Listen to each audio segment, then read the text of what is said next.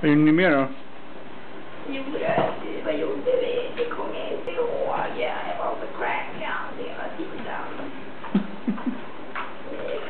Jag var bra med mina saker. Alla crackhorar kommer att fega. Jag shoppar lite mycket på Victoria's Secret. Kanske. En eller två bikinis?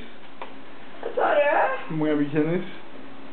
Det vet fan, du. Det vet fan kanske några stycken då.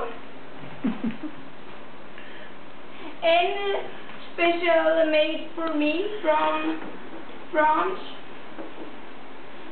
Vad kostar den då? Ja, Är det den? kostar, nej, inte den.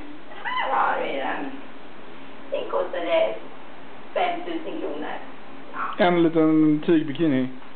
Ja, det är en special made bara 6 stycken i hela världen.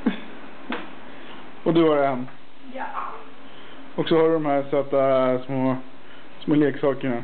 Det där är mina crackhamstrar. De brukar vara ute och cracka med mig på rea på söndagar. Cabana, det är våran pink cabana. Jo då. Ja, bra jobbat.